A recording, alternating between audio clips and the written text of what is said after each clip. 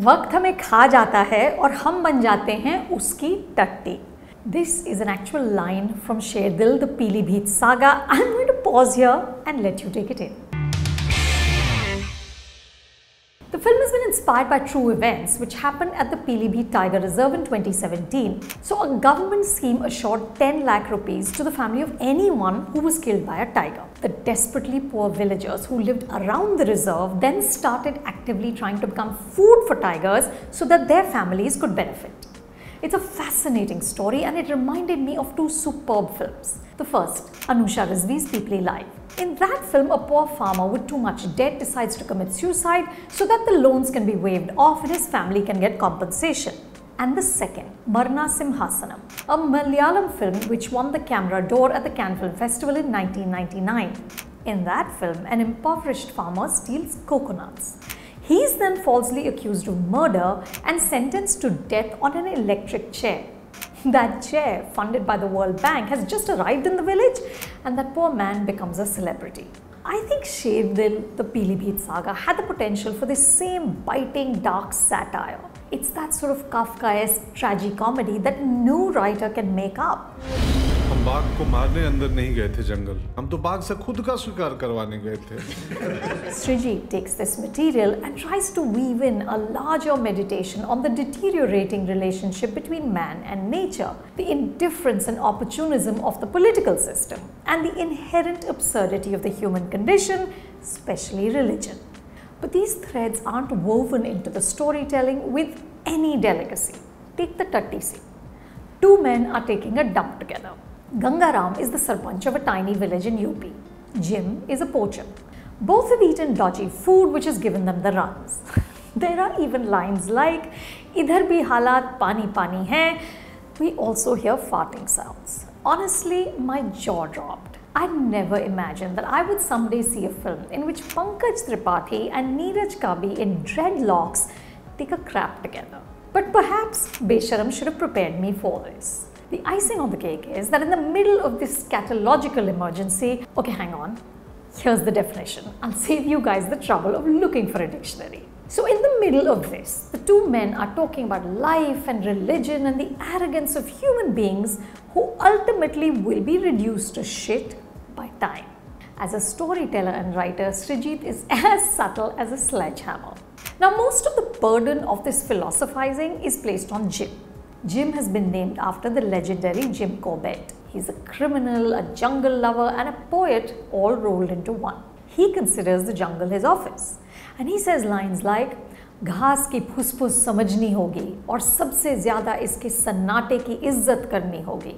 Honestly, it's a testament to Neeraj's skill as an actor that he can deliver these dialogues without looking excessively foolish. The most formidable weapon in Srijit's arsenal is his hero, Pankaj. Gangaram is an earnest, righteous simpleton. Other characters routinely comment about how bhola Gangaram is. This idea of a villager being innocent but morally superior is a cliche that Bollywood has been flogging for decades. Remember Manoj Kumar's Upkar? But Gangaram doesn't have that obvious heroism. He's a bumbling, amiable man who becomes a Sherdil because of circumstances. हमारे बाप दादा बताए हैं कि भगत सिंह इस साल की उम्र में बलिदान दे दिए और ये 46 साल का गंगाराम बलिदान नहीं दे सकता है. भगत सिंह 2 बच्चों के बाप थे का? हैं? हम 200 बच्चों के बाप हैं. सत्यानाश. Pankaj's unforced performance lifts the mediocre writing. Much of the first half has Gangaram wandering alone in the forest. The film begins with a voiceover from another character, but here, suddenly, we start to hear Gangaram's thoughts. Presumably because he has no one to talk to and Srijit doesn't trust the audience enough to let us deduce what Gangaram is feeling. Soon enough, a monotony sets in, both in the content and the visuals. DOP Tyash Sen works hard to make the jungle a primal, mysterious space teeming with life.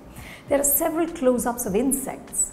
The insistent foregrounding of tiny creatures reminded me of other films in which the technique was used much more skillfully, such as the Malayalam film Kala, and more recently Shaunak Sen's brilliant documentary All That Breathes. In Sherdil, the atmospherics and tension just don't build. But Pankaj persists. क्या कर रहे हैं जंगल में? दरअसल हम पोचर हैं. पोच पाच के जानवर को जंगल में रख सरकार ने कर्मचारी लगा दिया. There are small throwaway moments and lines that feel improvised. The climax is set in a courtroom. Gangaram delivers an impassioned monologue about the place that people like him and the villagers occupy in the world. Pankaj's eyes have just a hint of tears and his voice shakes with hurt and anger. By then, the ideas in the film have sputtered out totally, and yet Pankaj forces you to pay attention. Shayoni Gupta, who plays Gangaram's harried wife, doesn't find her footing.